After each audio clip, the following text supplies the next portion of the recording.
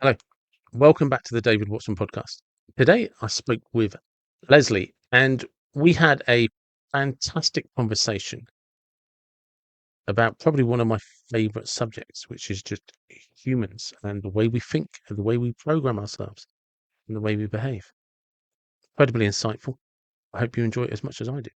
Hello, welcome again from to the David Watson podcast, even though we have, as I often do, spend a lot of time talking before I start recording. But how's it going? Oh, good, David. Thanks for having me, man.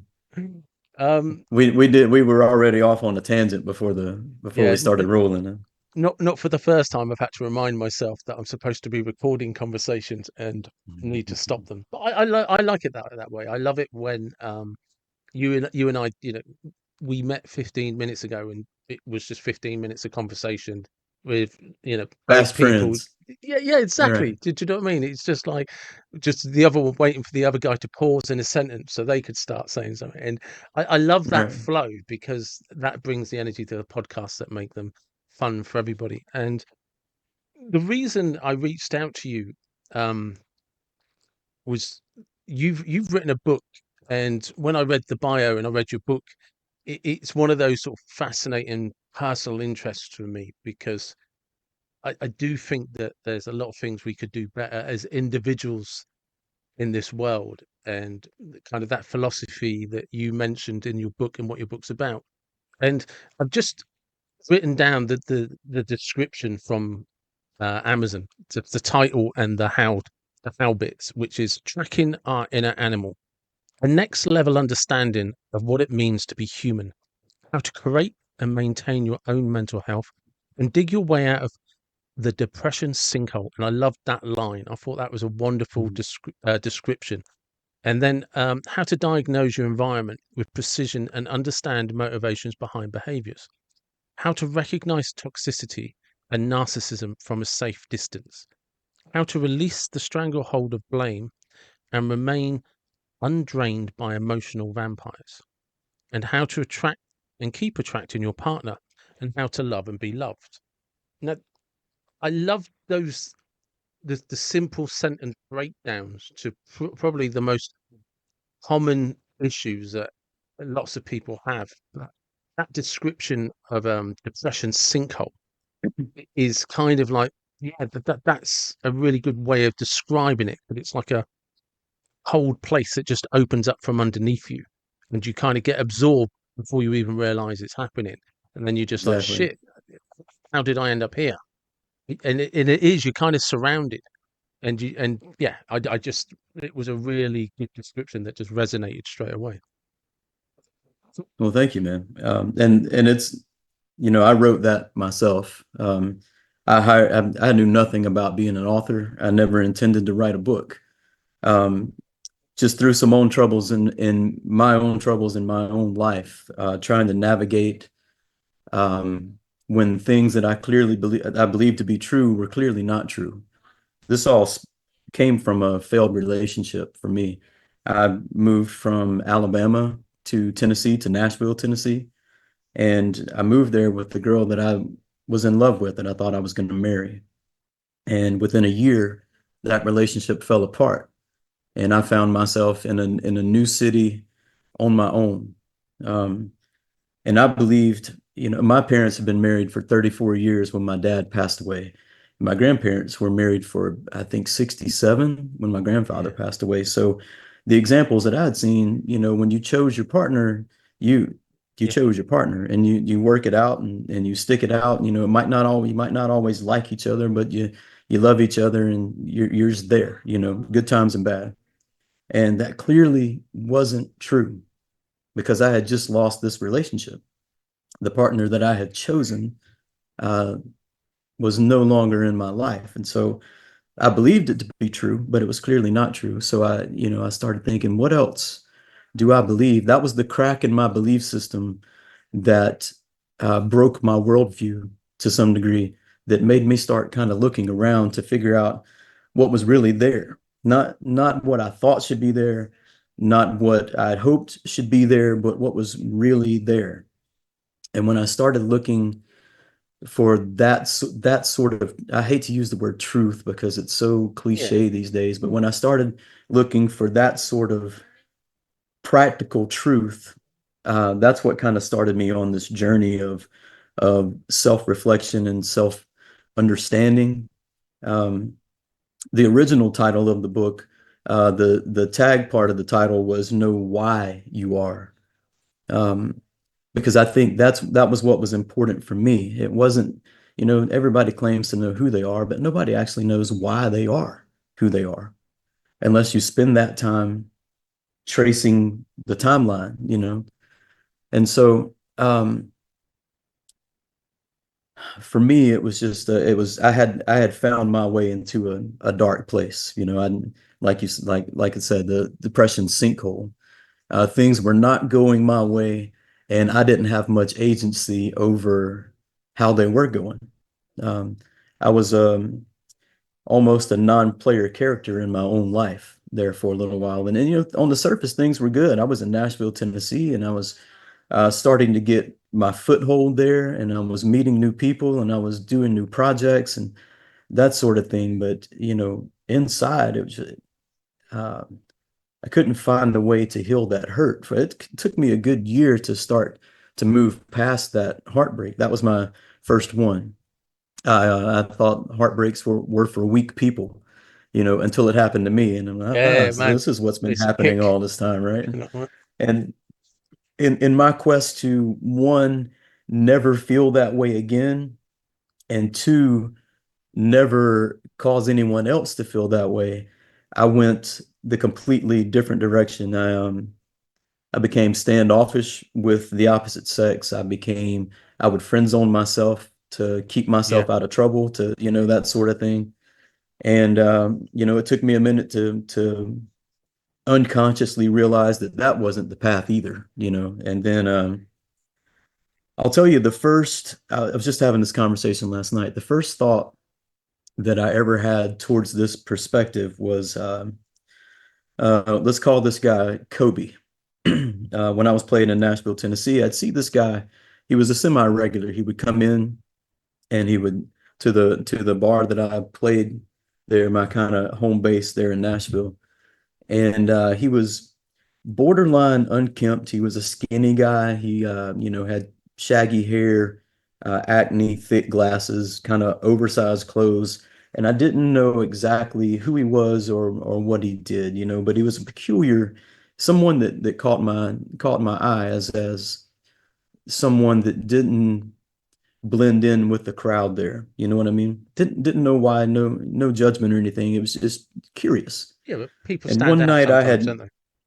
Right. When I'm on stage, it's my job to understand my audience, so I'm Yeah. looking for people, and I've been playing music so long that I don't necessarily have to think about what I'm doing. So I can think about anything I want to while I'm, giving you the best version of an Alice in Chains song that you might Yeah, have yeah. ever heard. Um, and so, so we're calling him Kobe. He came in one night and went, to the bar. I finished up and went to the bar as well. We had a real tight work family there, and so we would all wait for each other to finish, and a group of us would walk to the garage there because Nashville, contrary to popular belief, is not the safest place in the world. Okay. It's not it's not necessarily dangerous, but it can be. Mm. And so we would, just strengthen numbers type of thing. And so as I'm sitting there at the bar, waiting on some more crew to get done or whatever, I notice Kobe sitting across from me there, and he's flipping back and forth on his phone. And the bartender eventually comes up, and the first thing he does is puts his phone in her face. And she says to him, "Oh, did you do that? That's really cool, man. That's awesome." She brings him a draft beer, goes on about her business. A few minutes later, the manager comes over. Same thing. Phone. "Oh, did you do that, man? That's really awesome, man. That's cool that you did that." So I'm watching this, just observing. And he eventually leaves. The bartender comes over and I said, "Hey, what what was that interchange there?" And she said that Kobe he was a McDonald's employee, but he was an aspiring chef. Fancied himself as a chef, and he had showed her a picture of a dessert that he had made on his phone, and she said, "That's awesome," and he sat up straight, and then eventually he moseyed on. So I said, "So you mean to tell me he came in here, rolled over, and got his belly scratched, and then went on about his way?" And she said, "Yeah, I guess that's kind of right." And I said, "Well, I think that if I took every dude I've ever known and every dog I've ever known, I bet you I could find a one-to-one personality match." Yeah, And yeah, we, yeah, we had a laugh, and that was the original thought that I had. But like I said, in the quest to solve my own misunderstanding of the world, my try to calibrate my lens to see what was really there. It led me down the internet can be a terrible thing, but it can also be a cool thing. And hmm so, I went, it was the crack in my belief system that I was having to rebuild that myself, and my own dating woes and all these sorts of things. I was soaking up all kinds of content. I would, anything from men's coaches to TED Talks to psychologists to pickup artists to the Bible, yeah. and evolutionary psychology and that sort of thing. And one day it just clicked with me that imagine myself, when I see myself and my behavior through the lens of I'm an animal, things really started to make a lot of sense. Yeah. Um, my biggest quest was to figure out how we could act in a way that was completely against our own best interest. You know what I mean? Like Mm. how can we do things that were essentially damaging to us when it just wasn't the smart thing to do?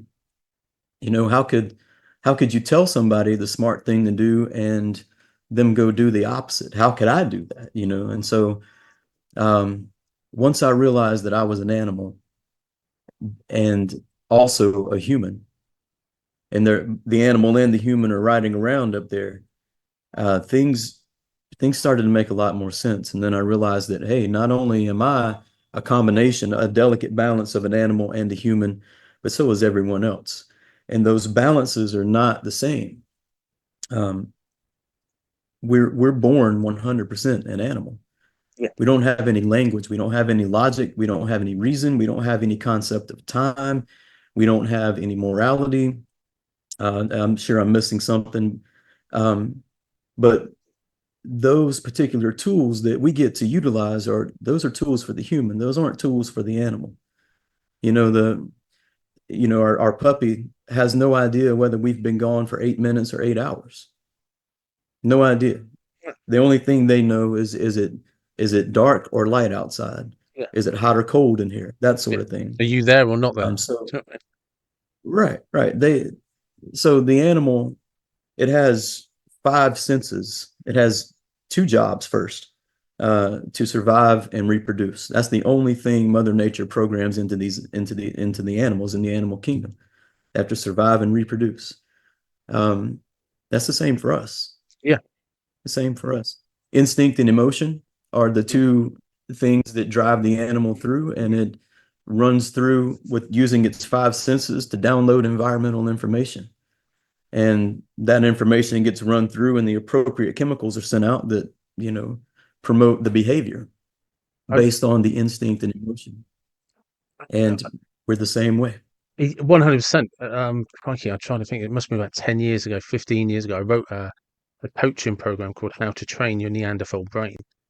And the basis of it, Oh, yeah. the very basis of that program is we evolved from like various types of human, whatever, but it started about 2 million years ago. But Right. the operating system is the same one. And that is Absolutely. your job is the only thing your brain is designed to do is keep you alive. It doesn't give a shit how you do it. It does it in the safest path of least resistance.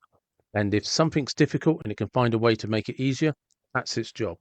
If making you shit scared to go outside keeps you alive, that's fine. I'll make you anxious so you don't Right. go outside. It does not Right. care about your ambitions. It's just my Yeah. job is to keep you alive. Survival. And That's the name of the game, is survival. yeah, and the problem we have with that programming is it is really good. It's the best program. You look at every animal species in the world, they all have the same program. They're doing fine. It keeps Right. them alive. And it's so phenomenal. The code has never been cracked. But we've Right. evolved into slippers. You know what I mean? And we used to roam the plains, hide in little nooks and crannies, club together in little groups, we learned to cooperate, which gave us a huge advantage over everybody else. One of the biggest advantages we had over every other mammal species is our ability to share. And like literally, you haven't got food, but I have. You can have some of mine. Hopefully, next time you'll give me some of yours if I haven't got some. And we learned to sort of Right. build these little communities where we trusted each other and loved each other. And from that moment, we kept expanding sort of slowly. And it's hard for people to understand, but I think it was only about 1850. It's estimated there was 1 billion people on the planet. You know, because we all think of it as Yeah. well, there's 7 to 8 billion people on the planet. Yeah, but only 200 years ago there was 1 billion, and you know go back a few more thousand centuries, and there was only 1 million. We were a tiny population, but once we kind of got that knack of how to survive and learnt some tools and a bit of basic language, we just become this unstoppable force that's just expanded outwards. But we're still the same people, but now we don't have any real predators. We don't, we're never Right. immersed in nature. So we don't know what it's like to fear the cold, to fear the water. We don't hear things anymore because you can imagine just 10,000 years ago being in the middle of the plains somewhere. There's no distraction. There's no noise. You know, so when you hear a noise, you're so attuned to your environment, and that's where your energy is. Whereas now people are getting anxious and losing their shit because of a TikTok reel. It's like, I don't know. Right. The You think programming about is, that. yeah, Well, first of all, to your point, we've made through innovation, which is something that animals do not get to enjoy. Language gave us the ability to innovate because now plans can be, plans or logic can be shared, and then it can be built upon. It doesn't have to be witnessed in order to be carried forward or innovated upon. Um, so many thoughts. Um, so language gave us that, but we've made survival so easy yeah, that you don't really have to do much to survive anymore. Uh, and that's what the population go from 1 million people to 8 billion people. mm, Because I'm sure you can think of someone that, given left to their own devices, couldn't make it very long. You know what I mean? yeah, 100%. So I have an yeah, autistic nephew. He'll always need to be in some form of supported living. right, You know, right, if something happened to the family tomorrow and somebody didn't pick him up, he's not going to last long. yeah. That's a special set of challenges there for Yeah, sure.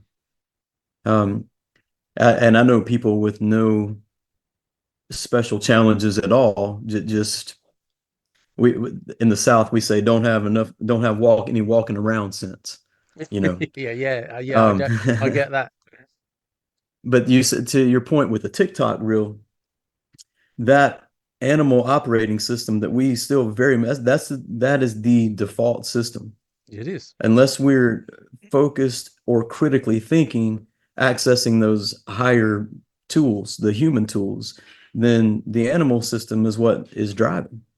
Um, and so if the animal system is driving, we're navigating our environment and responding to our environment. But now with the information being able to be shared as quickly and as broadly as it can, those things, we see them and we hear them, we interpret them with our senses.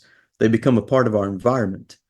And so now the environment of the world can be piped right into my eyeballs. You know what I mean? And so it's that animal system has been really hacked. It's been really hijacked, and everything out there is an attention thief.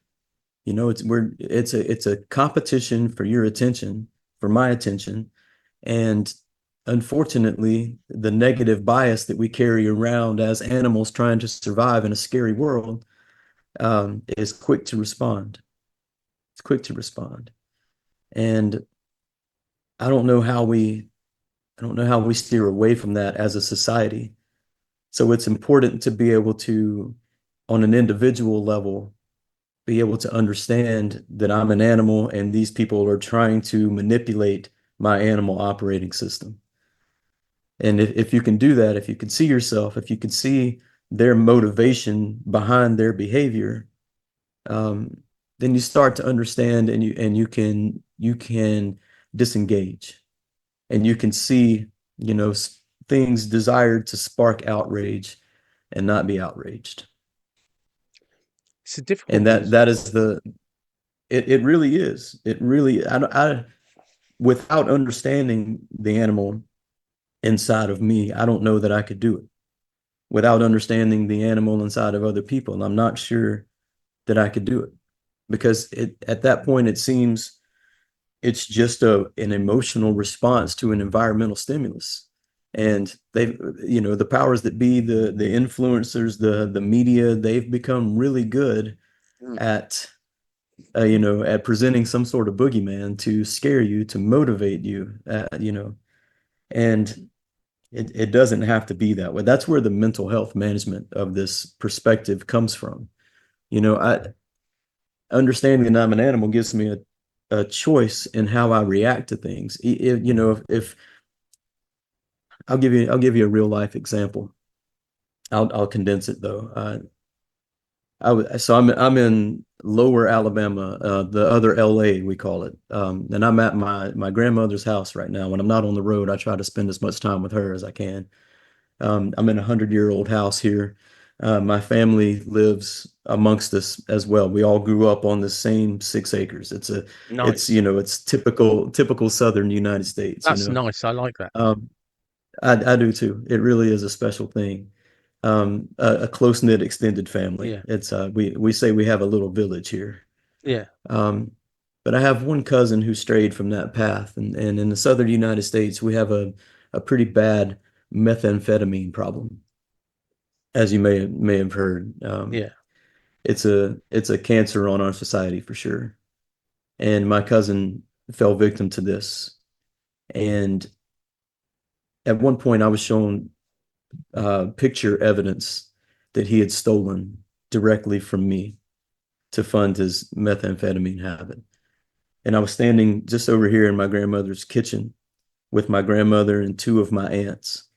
And I was shown this photographic evidence, and I felt it coming. It was coming up my spine. The hair on the back of my neck stood up, my shoulders broadened, my muscles tensed. And what I wanted to do was go get my hands around his neck and hold on until he stopped squirming.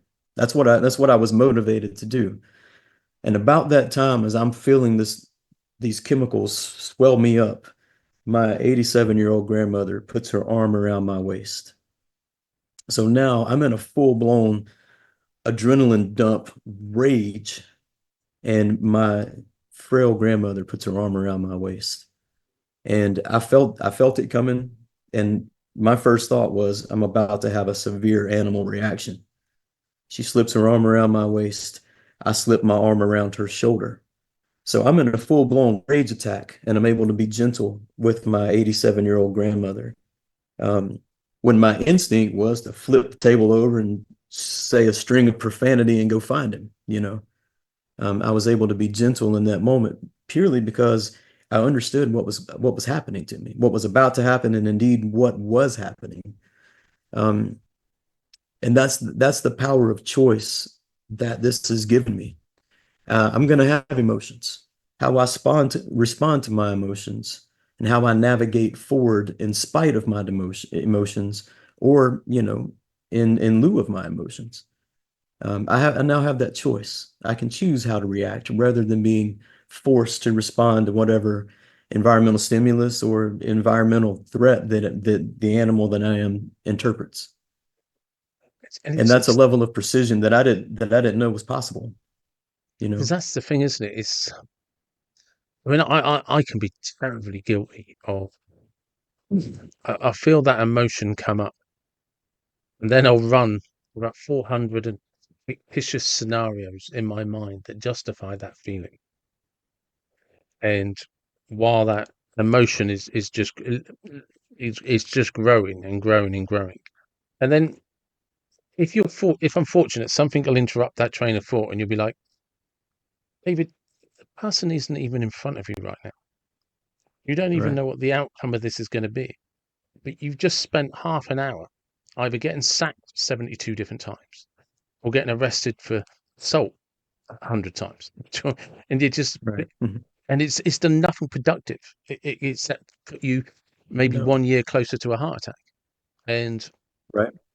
you Not know, to mention, if you respond to those emotions and you do go out and mm, create your own justice, yeah, it could significantly affect your own life. And like for instance, if I would have gotten a hold of my cousin that night, mm, you and I probably wouldn't be having this conversation. You know what? Because I'd be in an orange jumpsuit somewhere. yeah, But instead, the other female animals in my immediate environment, I didn't scare them by flipping the table and no, running out the door. They, and that would have, as much as they know me and as much as they love me, that would have altered their view of who I am if I would have scared them. They wouldn't have been able to trust and feel safe in my environment as they currently had been. Do you know what I mean? And so I didn't damage that. I didn't put myself in a precarious situation. Um, and instead, I outsmarted him a few ways, and now he's no longer in our life. I went the intellectual route instead of the violent animal route. it is, and the thing is as well is that those people around you that in that moment that were there to love and support you, because you were able to just sort of like literally separate yourself from the emotion, and there was no reaction. They never got, and I don't mean physically hurt, I mean emotionally hurt. They never had that Right, disastrous day, that disastrous night where you flipped right, out, went crazy, and like you said, today you could be in a jumpsuit, in a right, federal prison somewhere, and that right, memory has never left their mind. They'll relive that right, sometimes, and if you ever got released, they would always be on tenterhooks around you because they'd be like, "We right, know what he's capable of." And right, and what when people say sometimes, and I am, and it always makes me chuckle when I hear people say like, "You got to be careful because you don't know what he's capable of," and what they really mean is he doesn't know how to control it.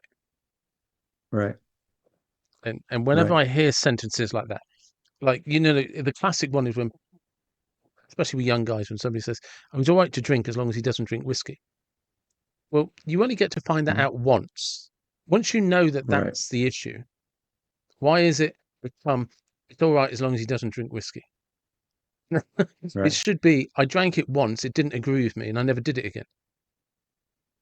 But right. It should be, yeah, but it but rarely is. yeah, and you end up with somebody who's got like 10, 15 years.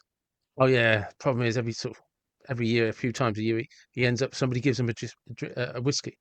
No, no, he drinks it or she drinks it, Right. and it's just like, And and you and tosses realize, all sort of metaphorical grenades into his own life.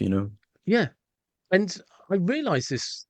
Um, it's an actual. I used to work in London, and I was down in the suburbs in Croydon, and we had an office down there, and I was out with these guys, and we were like that, we were like a five-a-side football team or soccer, as you guys would call it, and there was a group of us. We all used to go out, and there was this young guy, and I'd heard that he'd get into trouble sometimes in the pub, but he was little, it's like small, like 5 foot, literally 5 foot, scrawny guy.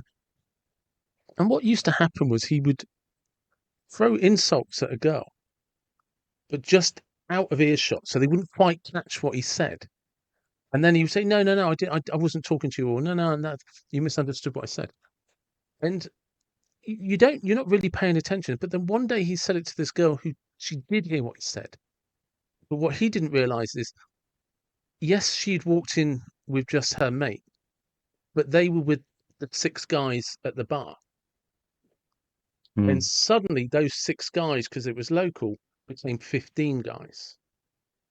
And he was relying on the rest of us to bail him out. And there was a guy, I mentioned this guy's name, Brian. He was like the oldest and the biggest. And he had enough whereabouts to him after about 30, 40 minutes of this standoff. Just walk over and say, look, this isn't why I came out tonight. That's not why my friends come out tonight. But we're in this kind of standoff because you guys have been insulted. But none of us came out looking for a fight tonight. You guys, you're out here with your girlfriends. You guys were coming out to have a good night. But dickhead over there has made a big, has ruined it for you. And for that, I can only apologise. But there's lots squaring up in the street and having a fight isn't the way to deal with this, you know. And they just, yeah, you're right. No worries, we'll accept, And they, God bless them, because we were outnumbered. And there was a few big dudes Yeah, there, you know. They were the ones that were humble about it. Do you know what I mean? We were yeah, kind of like we were trying to negotiate out of it, and they held all the cards. And right. yeah, We but need we need your friend there to run for political office. yeah, yeah. And but it it was one of those moments where I realized, like for the first time in my life, because I'd have only been about 27, 28, and I was the second oldest in the group, because the rest of them were like late teens, early 20s. It's like this guy makes a habit of this, and I never went out of him again. Or if Yeah, we were in the same pub, I'd say at the same bar, I'd say hello, but I was never part of his group again. I always made sure there was a distance because I just realised like this is a dangerous situation to be in. Especially once drinks start to flow and you're in the later stages of an evening. It's just this guy hasn't got your back. This guy is the guy that's going to get you stabbed in the back. But right, it, you know, and yeah, and it's going back to what something you said at the beginning, where you sometimes you just observe something by mistake. Like you did when the guy put his phone up to people. It was just a coincidence, but it gave you an insight into. I think you said right, it was like a dog because you tickle his belly and he feels good. And right. it's He came in and sometimes, got some positive emotions and went on about his way. but when that happened to me, suddenly seeing that those behaviors in lots of people, whether it's a person that they drink whiskey and it sets them off. No, no, no. They would look in to do that. That's their way of Right, justifying that behavior. They don't put in they don't put in some sort of defense to protect that behavior. They don't sit back on a sober, cold light of day and say, why do I behave that way? And not why do I behave that way when I'm drinking whiskey. Why do I allow myself to drink the whiskey? What is it in me that wants to kick off and cause that trouble? I don't do that. What they do is they use it as the justification for getting into the trouble. So it's not their fault. They're blameless. You know. right. Yeah, it's amazing the mental gymnastics we'll go through to justify our behavior or excuse our behavior. Um, but this lens doesn't allow me to do that anymore, Yeah. which is, it may be, short term, it may cost me a good time here and there, but it's also going to keep me out of danger and destruction as well. Um, your friend, the guy that caused all the trouble, my mind immediately goes to what trained him to behave that way. And Mm. what I imagine is he probably saw early in his life insults being thrown around. I'm trying to see his parents there. And he might have tried that as a strategy before when he was too scared to directly approach a girl. He might have tried Yeah. that just to break the ice, and it might have worked for him a time or two. And so oddly enough, that was probably a reproductive strategy for this guy. Um, and it's just some of the behaviors we accidentally find our way into are just completely asinine. Mm. And that seems to be a case of it there. It is. We are strange animals, and I think one of the worst things about us is we think we have it figured out. Yeah. And subsequently, the hardest thing to teach somebody is some shit they think they already know. Yeah, yeah, yeah. Absolutely. It is. And it's amazing when I discussed this before, but I'll discuss it again. So I'm I'm a certified hypnotherapist, and my main job is working with head injury but rehabilitation. So I'm kind of around the basic human behaviours a lot because when people have severe brain damage, they kind of their motivations from the operating system become very prominent. They're feeling horny, they're Right. horny. It's that sort of thing. If they're angry, they're angry. They lose a lot of their ability to process things from a cognitive and emotional point of view. The human element is all but gone at that point. Yeah, and so that's kind of my background. So, like you were saying, you can't teach somebody what they don't. When people think they know, they think they know. And I was, I would have proud of the fact that when it comes to human behaviours, I'd seen a fair bit of it. I had a good understanding of it, and I felt that allowed me some insight for self-analysis.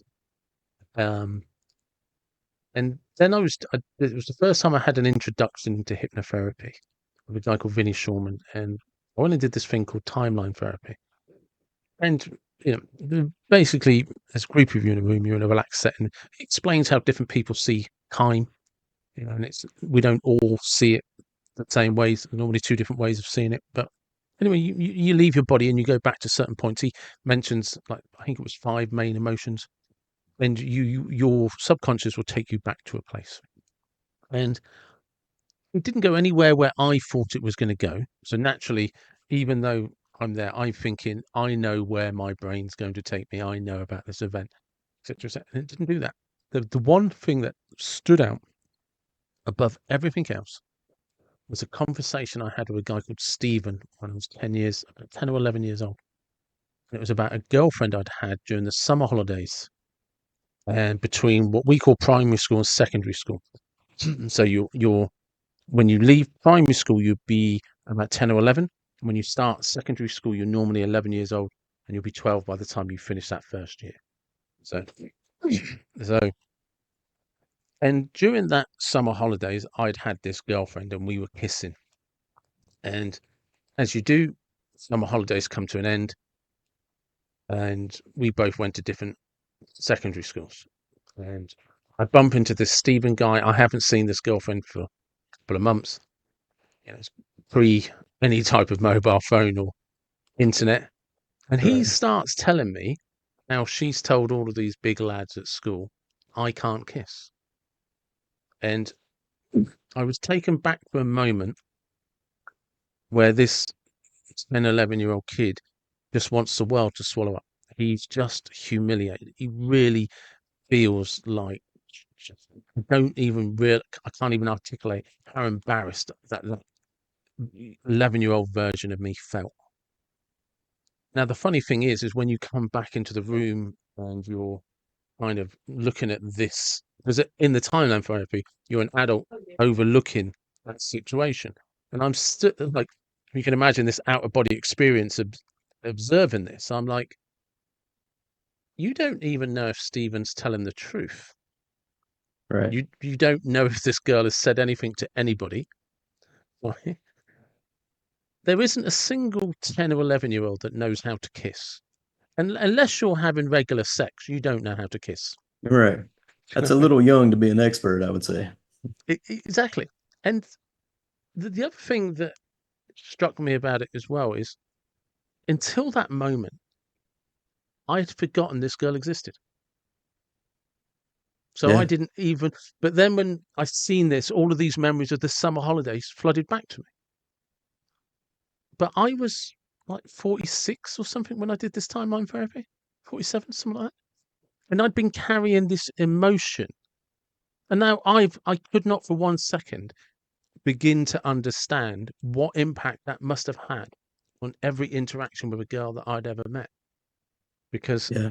in a part of my brain I'd completely forgotten about, I was embarrassed about kissing without the knowledge that you don't know how to kiss anyway, and you're never going to know at Right. that age.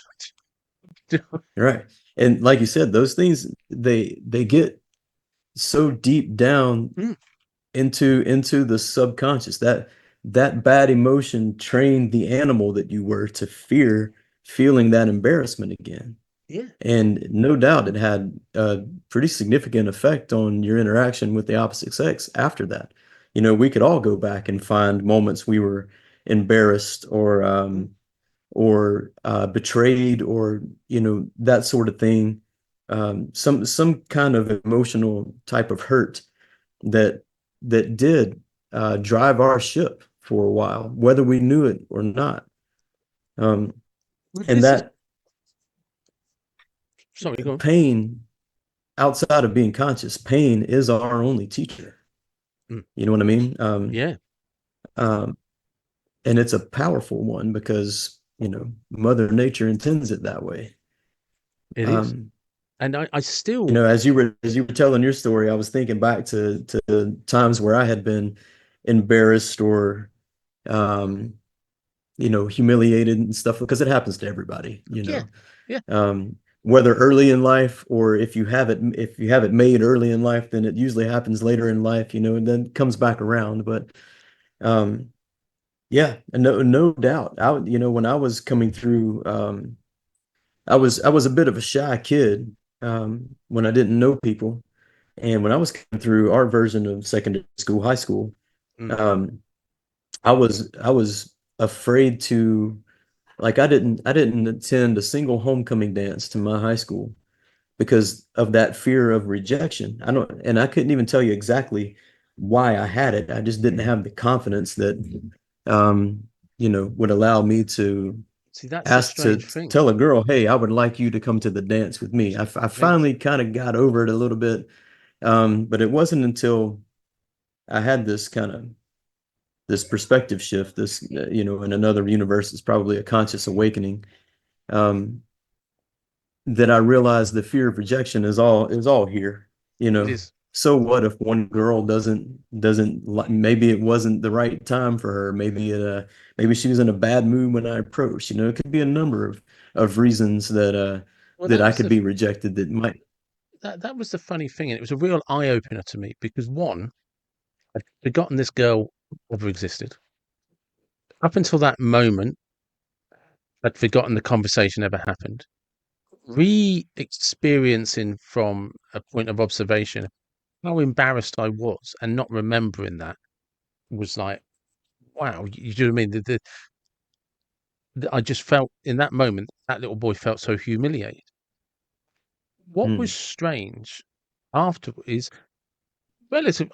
I did all right at school when it came to girls, so it didn't seem to have an impact on me. But it's the fact that it was still with me after all of those years. And the funny thing that was strange, and it's the perspective, is that 11-year-old boy who was probably just about to start his pubic years, going into puberty, who did all right at school, just was crushed. But the same thing when you're an adult, if you have some sort of, we all have stories about a girl we kissed or it went wrong and stuff, and it's funny. And it's a story we like to tell where you make yourself the butt of the joke, and then everyone else talks about an embarrassing experience or a time they got caught out or a time they thought they were on a promise and it never happened. And we all have these stories, and it was just a kind of weird paradigm shift that when you're at a certain age and it happens, it's the most soul destroying thing ever. When you're 20s and you've got a bit of experience with life, it's a funny story that you tell and repeat to friends. right. In some ways it's a trophy that it was a battle that you survived. You know what I Yeah, mean? yeah. Here's this negative thing that I made it through, and we like to tell those stories about ourselves. But we've all had disastrous first dates or Oh disastrous yeah. first kisses with girlfriends, but when you're an adult, I you would I look would at them like to so meet the differently. person. Yeah, I Yeah, would like to meet the person that navigated without any sort of embarrassment, without any sort of any sort of negative emotion through high school and dating life and and all it's those sorts of things. I because as an adult they become funny anecdotes when when you've been in a couple of relationships or something, late teens in your 20s, and you've had disastrous first kisses or whatever, your first sexual experiences together. You can have them in your 50s and they're funny, but right. if you but when you're a kid it crushes you. Yeah. Well, a lot of times, when you're coming through like that, this is the first time that's ever happened. Yeah, Or your social standing in your school is about the only resource you have at that point because you don't have any money, you don't have a job, your future isn't defined yet, any of that thing. So your social standing is your currency, you know, and if that's in jeopardy, then it could mean your entire world crashing down, so to speak. And so it's a and I can't remember who said it, but um the gist of the quote was the worst pain I have ever felt is the worst pain I have ever felt. The worst pain you've ever felt is the yeah. worst pain you've ever felt. So to somebody who's gone through hell, my insignificant stuff may seem like nothing, but to me it means everything. Yeah. Um, so that level of pain is very relative to the experience that you've had in this world. And so sometimes, I see people on the internet crying over this sort of thing or that sort of thing, and it's so surface level, but they're physically distraught over it. it, Maybe it that's the is worst pain they've ever felt. So their it is scale is just different than mine. and that kind of comes back to that thing about comfort that we were talking about. We the more innovative we've had, but with it, the inventions of things, the innovations of things, we've lost a lot of resilience to anything that's just slightly. We bandy a term around like y- your comfort zone. Once upon a Right, time, could you imagine going back? You said this house, your grandmother's house is 100 years. Is that correct? right, right. Was it built by? So you said she was 97. So I'm assuming it was her parents. But she's 87. Sorry, And my 87. great Apologies. my great grandparents built Yeah. this house Could you in the imagine 1920s. trying to explain to them what a comfort zone is? No, no. I fancy that time period, when the world was still undeveloped, Mm, when everything was still wild, where we rode animals around for transportation, that sort of yeah, thing. But I would like to go vacation there. I wouldn't like to live there because I enjoy running water, I enjoy central air conditioning, yeah. all those sorts of things, the modern amenities that we couldn't live without anymore. But once upon a time, there was no such thing. And that's the I'm thing. in South Alabama now, and I have to travel to Nashville quite a bit, get on a tour bus and go. But man, those 400 miles that I drive from time to time would be seemingly impossible once upon a time. It would take me 3 weeks to make that journey, and if my horse didn't die, and I was going to have to kill some food on the way and pack some dry goods and that sort of thing. Yeah, But now I have a Toyota 4Runner. I can jump in my truck and, in 6.5 hours, yeah. and in air conditioning, listening to a podcast, and you know, Stopping don't for have to worry coffee. about where to get fuel or stop and let my horse eat. You know what I mean? So That's it. You don't have to worry about strangers trying to kill you. You don't have to worry about being a stranger in a right. strange town. You just pull up Right, to to a rob the service few station gold somewhere, grab coins that I something to have. eat, use the toilets, have a coffee. You know, Yeah, this is it. And I can't remember who said it, but somebody said, imagine, people just from 100 years ago never experienced a hot shower, and we don't. yeah, Who goes out without having a shower first? Do you know what I mean? yeah. It's We live. I can't remember who said this, but we live more luxurious lives than kings have lived before. yeah, More comfortable lives than a king in the 16th century. yeah, and well, see, probably the 19th century because they never had hot running water. They didn't have showers. Right, right. And you think about Yeah, it can't when imagine how everybody smelled back then. well, this is it because you think. a lot of people only had one set of clothes. Right. Right. It's that was it's well that was the thing. That's how it was. Whereas yeah, I, I couldn't tell you how many clothes I've got. I know I've got more clothes than I Right. can fit in my wardrobe. Right. You know, Most of what? us do. Yeah, and it's yeah, and that comes back to that operating system that we were talking about at the beginning. Is our brain was not designed for that. It was never No. designed for that level of comfort. And people don't, myself included, we never really appreciate that when like a knife, if you take care of a knife and you keep that knife just on the edge, it's sharp as sharp can be, and it's a great tool. We let our brain and our instincts go blunt, and we don't Right. do anything to practice anything We're to not keep them we're sharp. not grinding not No, grinding them against the stone every day. no, and it dulls your senses, and as those senses dull, you it's just yes, amazing what you don't. Um, before we finish up, there's a couple of things I wanted to just go into. One of them because Sure. it's incredibly popular as a topic, and that's that keeping a distance or spotting those toxic, narcissistic people from a. And the reason I wanted to ask you is because the line you used was how to recognize toxicity and narcissism from a safe distance. Right. And that those last two words, safe distance, is really important because most of us experience that Right.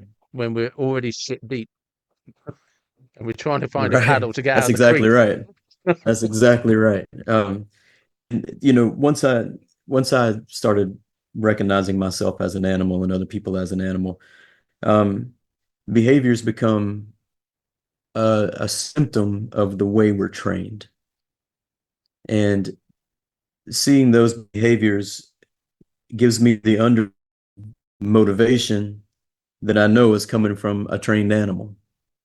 And so when I see someone who, uh, for top, for who, when something goes wrong in their life, it's always someone else's fault. That's a way to recognize toxicity from a distance because you don't have to be the cause of that something going wrong to understand that if they say that if they behave this way about this situation, then they're going to behave this way about every situation because that is how that animal is trained to behave. You start to understand how we're trained by our early examples on this earth, by our early environments and the examples of the other animals set in our environment. In the same way a deer learns to become a deer, a tiger learns to become a tiger, a beaver learns how to become a beaver. We learn how to be a sapien from the sapiens that came before us. Um, and you can interpret the way they treat others, and that translated. But there's a big premise in the book that I kind of operate on. It's behavior equals belief system plus environment. And so if I know someone's belief system to some degree, then I can pretty much give you their behavior based on any hypothetical environment they find themselves in, how they handle threat, what rewards they chase, and those sorts of things give me a good clue to how someone would behave in any given environment. And if someone is toxic to another person, if they're toxic to that person vicariously through you, if you see evidence of that person being toxic, and because I was guilty of this too, I've dated some toxic people in the past, and I thought, well, yeah, they didn't love that person. They love me. They're not going to treat me that way. And then I get treated that way. You know what I mean? And Yeah, and the animal behaves how it's trained to behave. And once you start seeing that and understanding, then you can spot that red flag and you can acknowledge that red flag before you intertwine yourself in a relationship or a business partnership or whatever the case may be, I like that. which gives you enough distance that you don't have to shoot your way out of whatever that is. Absolutely. Um, Oh, so we've kind of skimmed on it a couple of times. What's the music? Because you talked about tours and Uh, stuff. right. So one of my best friends, when I first moved to Nashville, Tennessee, to pursue my music dreams, this guy was he was my first friend there. We had a mutual friend that said, if you're moving to Nashville, you need to meet my friend Larry Fleet, which is now my friend Larry Fleet. And he's a country music singer, and he's had some relative success here in the States and some relative success across the world. His big song is a song called Where I Find God. And it's kind of the non-typical relationship with God that a lot of people carry around. His song says, "From a bar stool to an Evinrude," which is an outboard motor. Um, Sunday mornings in a church pew to a deer stand or a hayfield on the interstate back to Nashville. And it's a lot of times when he's alone and he's just reflecting about life. Those are the moments he finds God. And Yeah. it has resonated with people. And we traveled the United States and now the world, um, playing from anywhere to 600 people to 2,000 people to in some instances 60,000 people.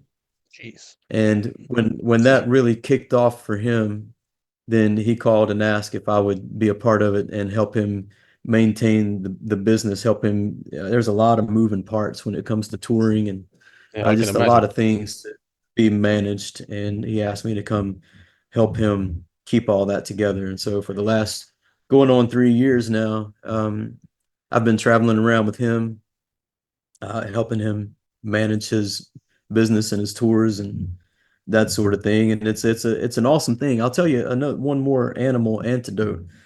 I moved to Nashville to seek my own music dreams, and Larry and I we used to write songs together. We played gigs in the bars together and all this. And um, he got married in 2016, and so we didn't work as directly together. I played music at his wedding for him, and we remained friends. But he was living in Chattanooga, Tennessee at that point, and I was still in Nashville. He had his thing going, I had my thing going. Um, but he found his way. Just through the right situation, and he was very prepared for it because he had been diligent in building his songwriting category. But he got the opportunity that I was seeking as well. And I never found my way to that. I found my way to some other things, and then, I wrote the book in 2020 when we were all locked down for COVID. So I kind of pivoted Yeah. after that, um, and was trying to get away from the music business until Larry called me, and I told him no to start with. I said, well, let me think about it. And then I called him a couple hours later, and I said, let's have another conversation tomorrow. And I've been on the road with him ever since. But a lot of people in my scenario now would have that feeling of being left behind, overlooked, whatever the case may be. Larry is living the life that I envisioned for myself. And thankfully, through years of friendship and service, now I get to live this life right alongside him. Um, but the natural instinct would be some form of jealousy Mm. that he gets to do this thing that I was seeking so vigorously. Um, but that would be, the animal living in a place of scarcity. But for me, I understand intellectually that, not only did Larry continue his diligence in writing songs and trying to build his catalog and getting better at his craft, um, but he also took a massive risk that I've never taken for, it's not really, it's pretty common in this industry that the first 2 or 3 years, you don't really make any money. And matter of fact, you're likely going to lose money. And that's something that keeps a lot of people from making it through the gate onto the island is you can't go 2 or 3 years losing money. He was fortunate that his wife could hold down the fort at home while he got on the road and built this thing. And that's a risk that a lot of people can't afford. It's a risk that some people can't afford mentally, that sort of thing. But for around 3 years, he was driving himself. And, handling all of his business and all of these things. And it was a section of time that wasn't for weak people. Yeah. And he managed to make it through. A lot of people get into that space and never manage to find their way to the other side.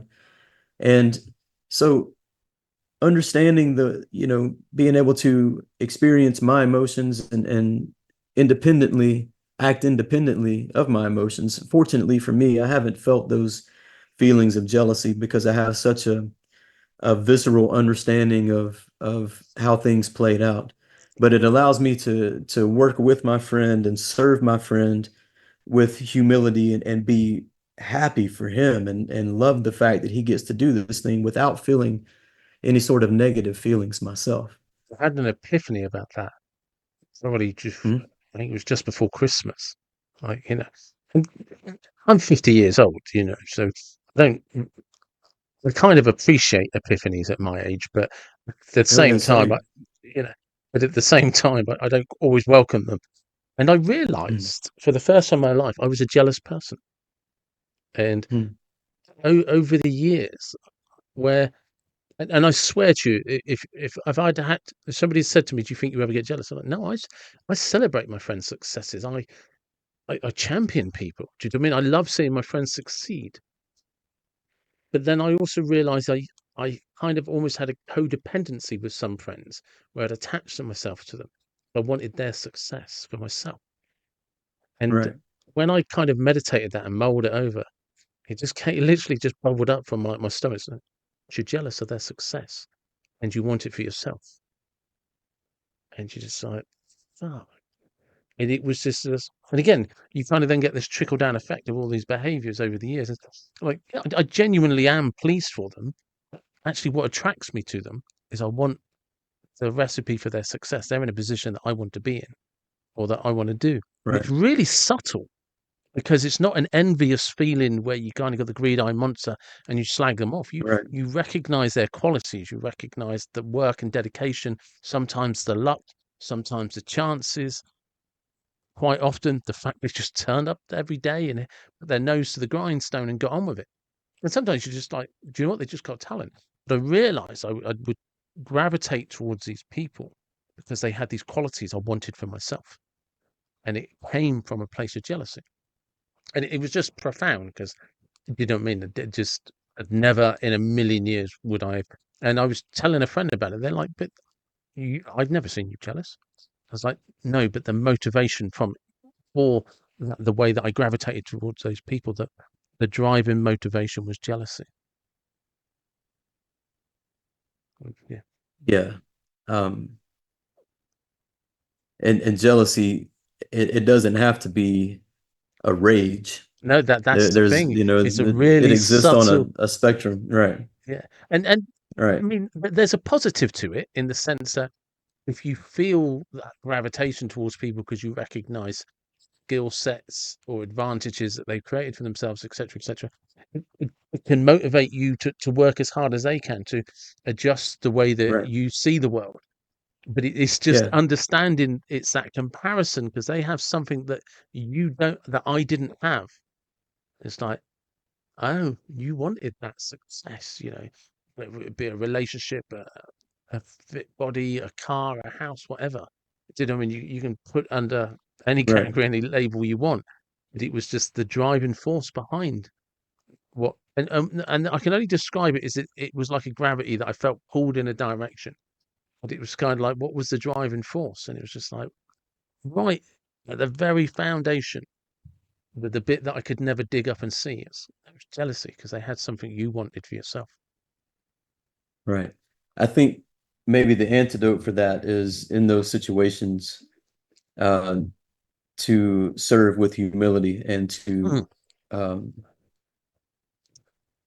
I tell you where what it made me realize is it's that thing where people can be jealous of your success, but they're never jealous of how you got there.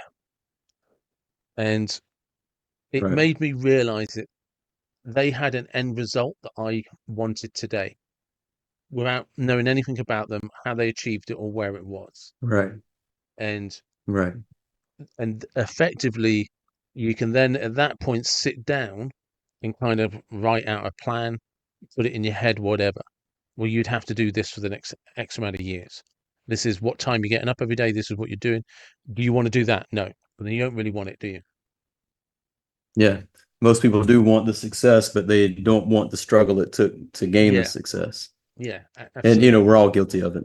And also Um, it just made me reflect that again, it's only when you kind of do a little bit of deep reflection that there's some shadows there you're not keen on, and right, and you right, and and it's interesting because now when I see things and stuff like that, if I see somebody doing something, I won't say that I don't still envy something.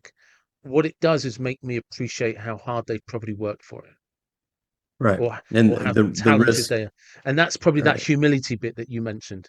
You sort of sit back and right, you're like, yeah, do you know what? Well done.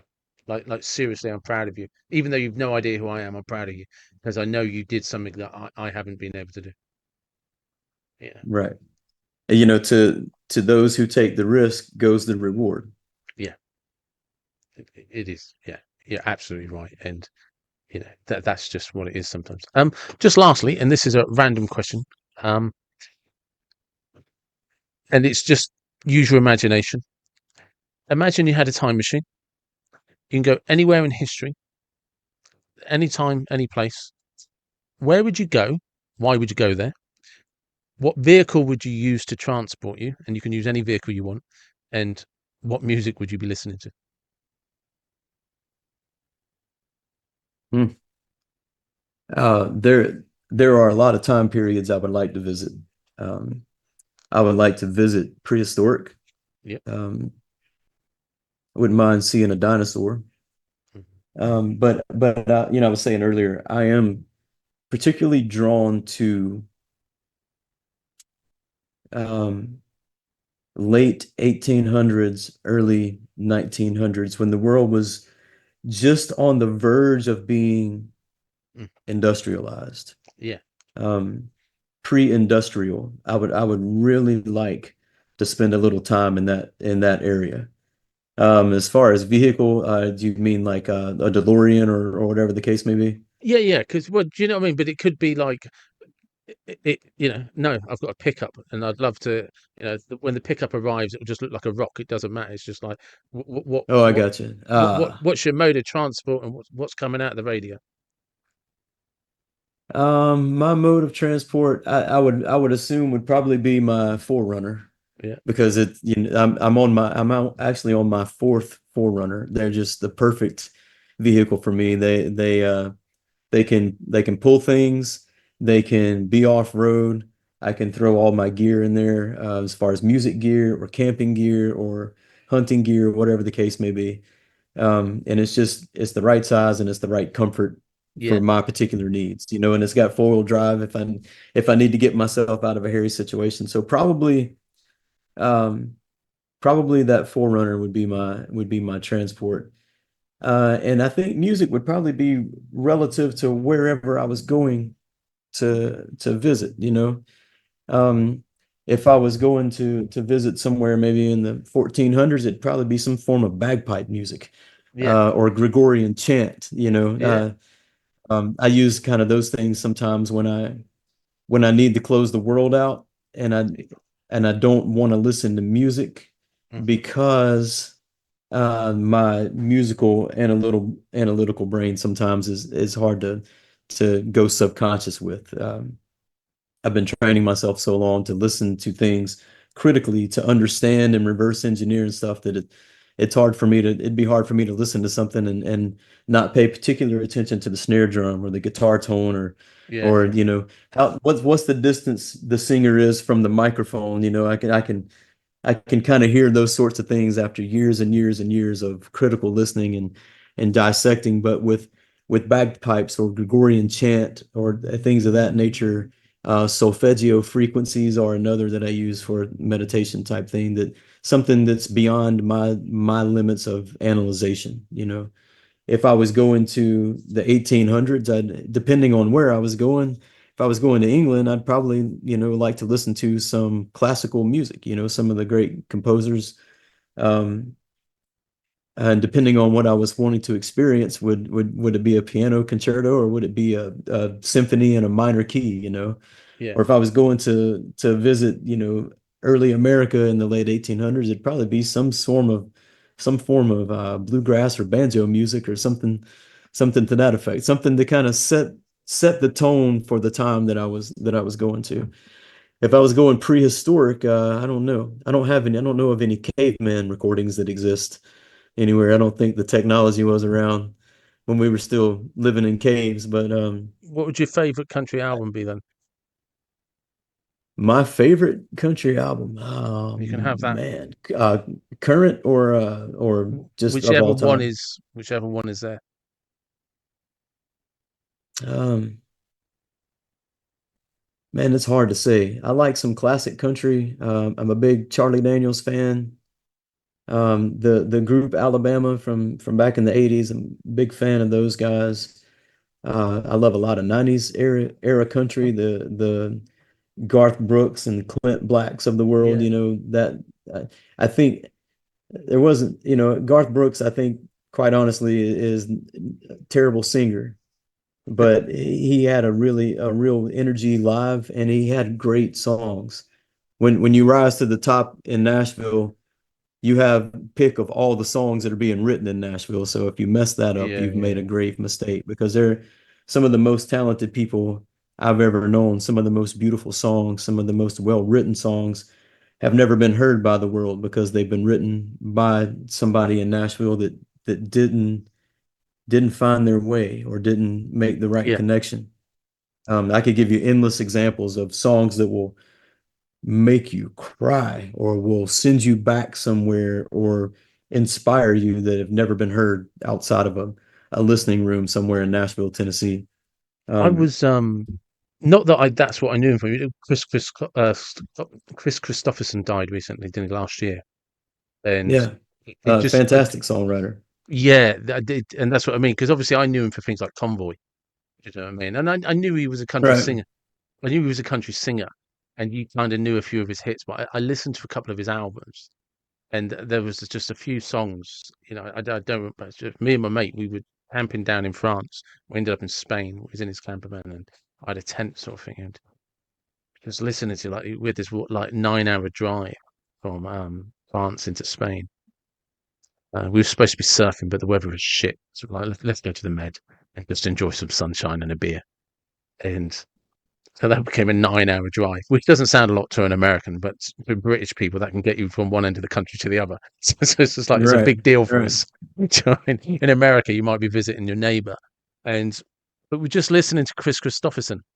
And some of the lyrics just like sat back, just like, oh, that's Yeah. it's just the net. It just hit the nail on the head, and it's a real shame because I can't. There was this one lyric, and it's me and my mate just looked at each other, and it was something to do about people that don't want to work just don't work, and people that do want to do. And it was something about that. And he was basically sort of dividing the people between those that do and those that don't. And he's just like, I got he you. just nailed that perfectly. But it was just the Yeah. simplicity of how he said it. When somebody says, You know, go ahead. I was just gonna say, I admire people so much that when they use the shortest amount of words possible to explain an entire situation, and they just say it in Yeah. 6 or 7 words. It's a real art Mm. to writing songs. When somebody says Christopherson, I immediately think of his song Sunday Morning Coming Down That, because when I listen to that song, he puts me on that sidewalk with him.